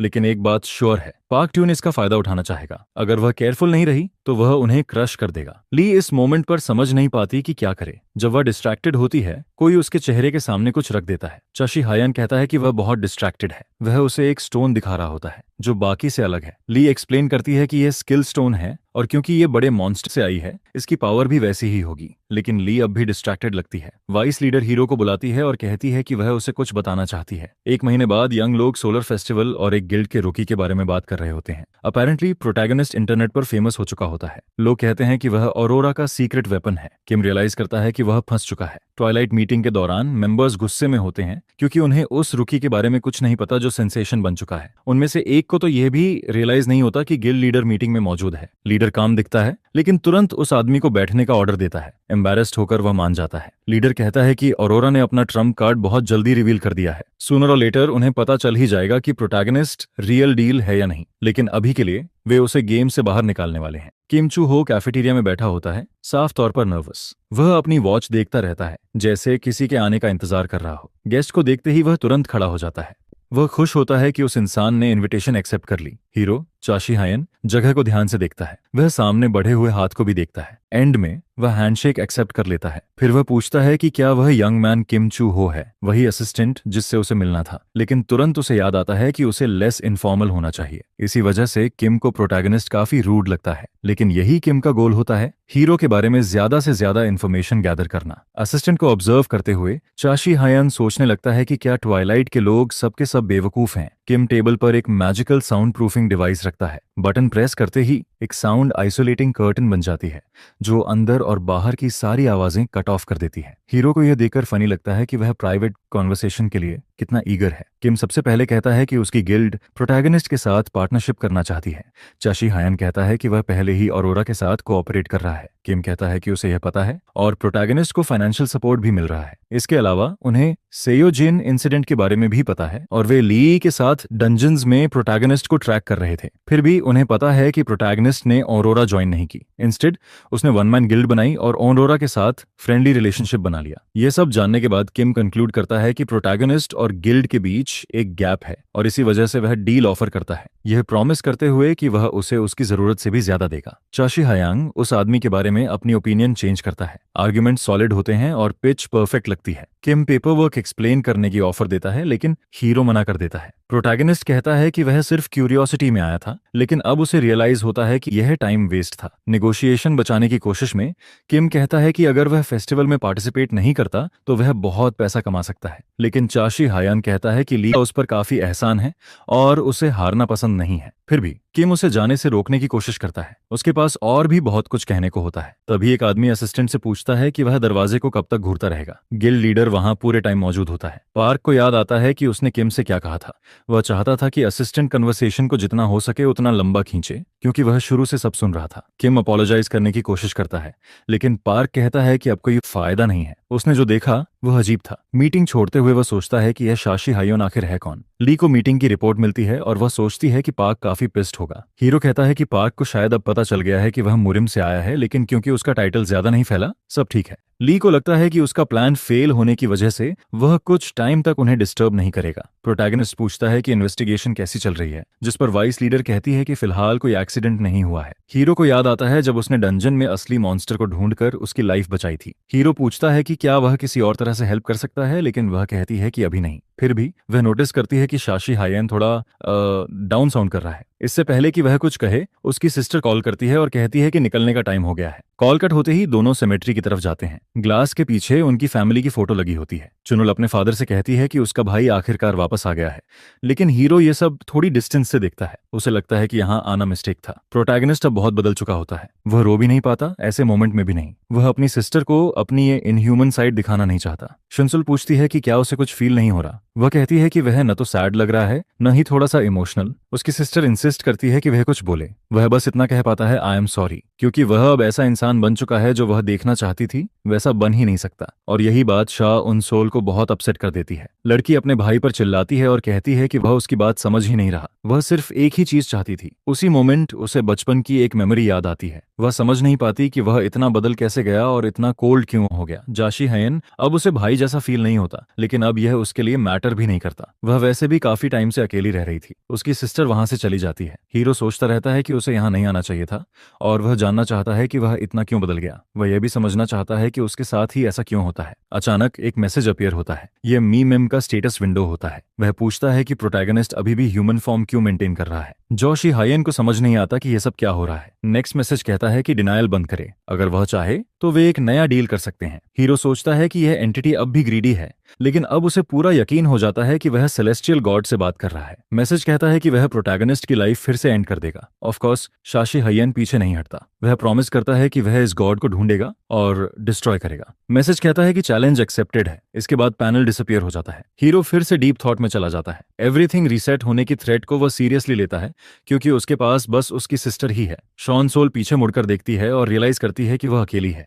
उसका भाई उसके पीछे नहीं आया। कुछ दिनों बाद एक प्रेजेंटर बहुत एक्साइटेड दिखाई देती है। वह अनाउंस करती है कि वह दिन आ गया है जिसका सबको इंतजार था, जब हीरोज डंजन्स एक्सप्लोर करेंगे और मॉन्स्टर्स से फाइट करेंगे। कोरिया का सबसे बड़ा इवेंट सोलर फेस्टिवल शुरू हो चुका होता है। यह सेलिब्रेशन गिल्ड्स के बीच हार्मनी प्रमोट करने के लिए बनाई गई होती है, लेकिन साथ ही लोगों को हंटर्स को एक्शन में देखने का मौका भी देती है। प्रोटैगनिस्ट को यह फेस्टिवल ओलंपिक्स जैसा फील होता है। बताया जाता है कि पब्लिक हंटर्स को मूवी हीरोज की तरह देखती है। सोलर फेस्टिवल का एक गोल हंटर्स की इमेज को ज्यादा फ्रेंडली बनाना भी होता है। ली कुछ गलत नोटिस करती है। वह अपनी टी साइड में रखती है और सवाल पूछती है। वाइस लीडर पूछती है कि क्या उसका चा अनिल के साथ फाइट हुआ था। दोनों का ग्रम्पी दिखना कोई सरप्राइज नहीं होता। वह पहले से गैस कर लेती है कि फॉल्ट हीरो का ही होगा। हीरो ली से कहता है कि वह उसे किसी दूर और क्वाइट जगह पर हाउस ढूंढने में हेल्प करे। ली कंफ्यूज हो जाती है, लेकिन जैसे ही वह सुनती है कि उसे मर्म से मैसेज मिला है, वह शॉक हो जाती है। हीरो श्योर नहीं होता, लेकिन उसे लगता है कि सेलेस्टियल गॉड उसके पीछे आ रहा है। वह नहीं जानता कि यह फाइट कैसी होगी,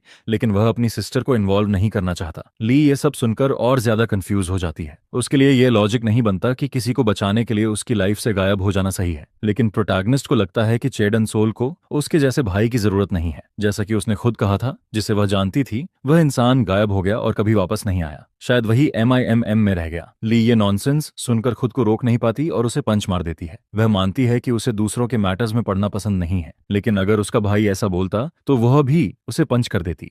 वह कहती है कि वह अपनी सिस्टर को उससे बेहतर जानती है। एक आदमी चाउनील को ढूंढते हुए आता है, लेकिन वाइस लीडर को अवर्ड सिचुएशन में देखकर रुक जाता है। ली प्रोटैगनिस्ट शिराकुट से कहती है कि वह कहीं न जाए। वह अभी लौट कर आती है। किसी वजह से हीरो पूरी तरह स्पीचलेस रह जाता है। उसे एक बड़ा रियलिटी चेक मिल चुका होता है। फेस्टिवल शुरू होने से पहले प्रेजेंटर ओपनिंग सेरेमनी देखने के लिए इनवाइट करती है। औरोरा के हेड जान जान हो, एक पैलाडिन एंटर करते हैं। उनके साथ ट्वाइलाइट के वाइस जांग सेंगुक, एक रोग होते हैं। एक लड़की बताती है कि ये दोनों कभी एक ही ग्रुप में हुआ करते थे। अब वाइस लीडर की तरफ ग्रीटिंग के लिए एक हैंड बढ़ता है। एक पल के लिए ऐसा लगता है कि एंगर हावी हो जाएगा, लेकिन ली खुद को संभाल कर पार्क को पोलाइटली ग्रीट करती है। वह कमेंट करती है कि वह छोटा लड़का जो उसकी रिप्लेसमेंट था अब काफी बड़ा हो गया है। आदमी ऑफेंडेड हो जाता है, लेकिन उसका लीडर उसे रोक देता है। पार्क पलटकर कहता है कि उसने सुना है ली किसी रुकी की केयर कर रही है और कमजोर लोगों पर टाइम वेस्ट कर रही है, लेकिन ली को इसमें थ्रेट सुनाई देता है कि वह उसके सारे इंपॉर्टेंट बॉन्ड्स फिर से तोड़ देगा। फिर भी वह जवाब देती है कि वह इसे कॉम्प्लीमेंट की तरह लेगी। असल में वह उसकी चैलेंज एक्सेप्ट कर रही होती है। सोलर फेस्टिवल अब ऑफिशियली बिगिन हो चुका होता है। एक मैच पहले ही स्टार्ट हो चुका है। फाइट अनफोल्ड होती है, जहां एक वॉरियर अपनी फ्लरी स्ट्राइक एबिलिटी यूज कर रहा होता है। अपने शील्ड को बड़ी मुश्किल से संभालते हुए लड़की सामने से आ रहे ब्लोज को ब्लॉक करने की कोशिश करती है। तभी वॉरियर मौका देखकर अपनी स्पीयर से फिर से अटैक करता है। आखिरकार वह इसे झेल नहीं पाती और डिफीट हो जाती है। 5वां 1-on-1 मैच ट्वाइलाइट मेंबर की जीत के साथ खत्म होता है और ब्लंट स्पीयर होने के बावजूद वह अपने ओपोनेंट को सीरियसली इंजर कर देता है। पार्क रिजल्ट से सेटिस्फाइड होता है, भले ही मैच उसकी उम्मीद से ज्यादा लंबा चला हो, खासकर ऐसे इंसान के खिलाफ जिसे वह कुछ खास नहीं मानता। नेचुरली ली को उसका एटीट्यूड बेहद एरोगेंट लगता है। आखिर में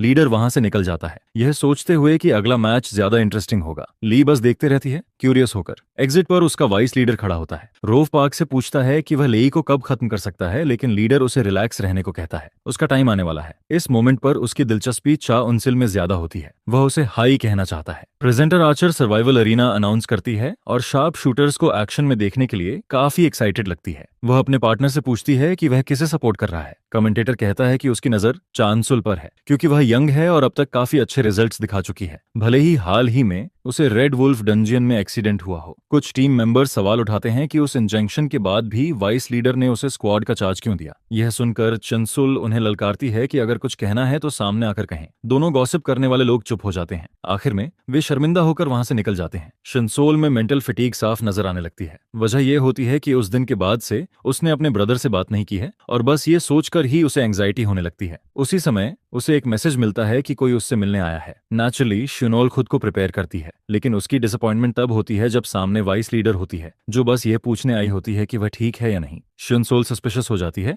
लेकिन ली कहती है कि वह अपनी टीम को इनकरेज करने आई है। वह बताती है कि वह प्रोटैगनिस्ट के साथ आने वाली थी, लेकिन वह गायब हो गया। ली तुरंत रियलाइज कर लेती है कि उसने उसकी नर्व टच कर दी है। उसकी हालत समझते हुए वाइस लीडर लड़की को सलाह देती है कि वह अपने ब्रदर से बात करे। चॉनेल पूछती है कि ली उसकी लाइफ में इंटरफियर क्यों कर रही है। ली जवाब देती है कि वह बस उस इंसान की चिंता कर रही है जिसमें उसने इन्वेस्ट किया है। चासोल को लगता है कि वाइस लीडर उसके ब्रदर को शेमलेस तरीके से कंट्रोल कर रही है। वह ली को ब्लेम करती है कि उसके भाई ने नॉर्मल लाइफ वापस मिलने के तुरंत बाद हंटर बनने का फैसला कर लिया। चासोल के हिसाब से उसे कभी इस वर्ल्ड में एंटर ही नहीं करना चाहिए था। उसे पहले से ज्यादा स्ट्रांग बनने की जरूरत ही नहीं थी। उसके लिए साफ है कि उसका भाई कुछ छुपा रहा है। आंखों में आंसू लिए वह कहती है कि वह अब वही इंसान नहीं रहा जिसे वह जानती थी। वह अब कोल्ड और डिस्टेंट हो चुका है। अनाउंसर बताता है कि आर्चर ट्रायल शुरू होने वाला है। चयुन सोल परमिशन मांगती है और अपने बिहेवियर के लिए अपोलोजाइज करती है, लेकिन जाने से पहले ली कहती है कि उसके भाई ने कभी इतना बदलना नहीं चाहा था। वह बताती है कि उसने भी वही सफरिंग झेली है जो चाशी हेन ने झेली। ली कहती है कि वह हेल में गिरा था और वहां काफी टाइम बिताया। ऐसे एक्सपीरियंस से कोई इंसान नॉर्मल होकर वापस नहीं आ सकता, और जाहिर है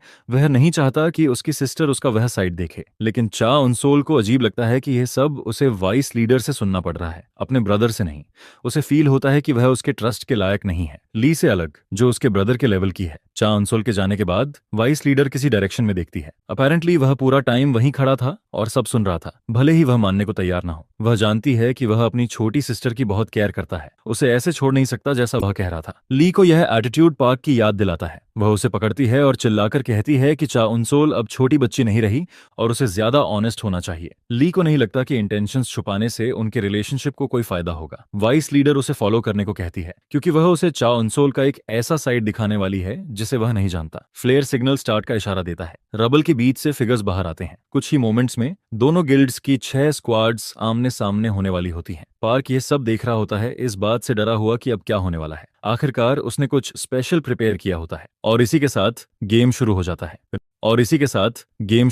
है। रेडियो पर चार्ली नाम की आवाज आती है कि उन्होंने एनिमी को ढूंढ लिया है। टीम गोल्फ बताती है कि वे भी 200 मीटर दूर कॉम्बैट में हैं। ची उनुनिल को अपने ब्रदर के साथ हुआ आर्ग्यूमेंट याद आता है। इसी वजह से उसका गुस्सा और बढ़ जाता है। जो बात उसे और अपसेट करती है वह यह है कि उसने ली पर भरोसा किया, उस पर नहीं। कुछ मैसेजेस परस्यूट के बारे में आते हैं, लेकिन चाय उनसुल का ध्यान अब भी उसी आर्ग्यूमेंट पर रहता है। तभी वह एनिमी को स्पॉट करती है, लेकिन टीम रिपोर्ट करती है कि टारगेट उसके लिए बहुत दूर है। -300 मीटर एक स्नाइपर की रेंज से बाहर होता है, लेकिन लड़की रिस्क लेती है। शुनसोल अपने एरो को एनर्जाइज करती है और स्नाइपर स्किल यूज करती है। टारगेट को अटैक आते हुए दिखता है, लेकिन वह कुछ कर नहीं पाता। इसके साथ ही ट्वाइलाइट का छठा मेंबर गेम से एलिमिनेट हो जाता है। वह कंफर्म करती है कि उसने टारगेट हिट किया है और पूरी टीम हैरान रह जाती है। चायन सोल बस यही चाहती है कि उसे अंडर एस्टिमेट न किया जाए। बचपन की एक मेमोरी उसे याद आती है, जब लोग उसके पूरे फैमिली को खो देने पर उस पर पिटी करते थे। लोग कहते थे कि उसके भाई की बॉडी तक नहीं मिली, लेकिन वह मानती थी कि वह कहीं न कहीं जिंदा है। उसी समय उसने टीवी पर वह मैसेज देखा था, वर्ल्ड में बड़े बदलाव की खबर। गॉडेस ने वॉर्न किया था कि ह्यूमैनिटी को इवॉल्व करना होगा। गॉड्स, मॉन्स्टर्स और डंजन्स जैसी क्रेजी चीजों की वजह से उसका यकीन और मजबूत हो गया था कि उसका भाई जिंदा है। एप्टीट्यूड टेस्ट के बाद उसे आर्चर क्लास मिली और स्कॉलरशिप पर हंटर यूनिवर्सिटी में एडमिशन मिला। वहीं एक दिन कोई उसके सिर पर मिल्क कार्टन उंडेल देता है। लोग उसे ऑर्फन होने की वजह से तंग करते थे। स्टूडेंट्स को यह भी पसंद नहीं था कि वह फ्री में पढ़ रही है, लेकिन इससे पहले कि लड़का कुछ और कह पाता, उसे ट्रे से मारा जाता है। शोल उन्हें कहती है कि जेलस मत बनो, जब उनके पेरेंट्स का भी वही हाल होगा तब उन्हें समझ आएगा। लड़का फिर भी उसे इंसल्ट करता है तो वह उसे बाहर फाइट के लिए चैलेंज करती है, और इसी तरह वह टॉप पर ग्रेजुएट करती है और सबसे फेमस गिल्ड ऑरोरा में एंटर करती है। एक ब्लू क्रीचर उसकी तरफ चार्ज करता है। चादुनुल खुद को बचाने के लिए बो यूज करती है और एरो के टिप तक पहुंचने की कोशिश करती है। जैसे ही वह ऐसा करती है, वह ब्लेड को बीस्ट में घुसा देती है। एक बार फिर उसे खुद ही फेंड करना पड़ता है। ली थोड़ी देर से आती है और कहती है कि वह मदद करने आई है। ऑब्वियसली अब उसे हेल्प की जरूरत नहीं होती। वाइस लीडर रुकी का नाम पूछती है और वह बिना हेजिटेशन आंसर करती है। लीडर का अटेंशन मिलने की वजह से वह यंग एज में ही लीडरशिप का हिस्सा बन जाती है, और उस टाइम कुछ लोगों को यह बिल्कुल पसंद नहीं था। एंड में ये पूरा सफर उसके गोल के साथ अलाइन करता है। च्यूनो स्ट्रांग बनना चाहती थी, अपने ब्रदर के बिना सरवाइव करना चाहती थी और अपने माइंड को कमजोर नहीं होने देना चाहती थी। इसी वजह से वह खुद को लगातार लिमिट तक पुश करती रहती है। चायांस अपने नेकलेस को देखती है जिसमें फैमिली फोटो लगी होती है। आखिर में उसे लगता है कि यह सब बेकार गया क्योंकि उसका भाई उसे छोड़कर ली के साथ चला गया। वह जानती है कि उसका भाई बहुत स्ट्रांग है, लेकिन फिर भी चौनोल कमजोर नहीं है। टैंट्रम के बाद वह थोड़ा काम हो जाती है। माहौल आम दिनों से ज्यादा क्वाइट होता है। शामसुल रेडियो पर रिपोर्ट करती है कि वह पोजीशन चेंज कर रही है। तभी वह नोटिस करती है एरोज की बारिश उसकी तरफ आती है। दुर्भाग्य से वह सीधे हिट हो जाती है। एक ग्रुप रिपोर्ट करता है कि टारगेट लोकेट हो गया है। शुक्र है कि एरो उसके मसल को पियर्स नहीं करती, लेकिन प्रॉब्लम यह होती है कि टिप्स ब्लंट होने चाहिए थे और वैसे ही थे। अपेरेंटली वे लोग रियल वेपन्स यूज कर रहे होते हैं। ग्रुप लीडर रिपोर्ट करता है कि इस एरिया में कोई सिग्नल नहीं है जिससे हेल्प बुला सकें। चैटनसोल को यह अम्यूजिंग लगता है और वह कहती है कि उसे अपनी लाइफ में कभी ऐसी चीज की जरूरत ही नहीं पड़ी। सबसे पहले वह एरो को बाहर फेंक देती है।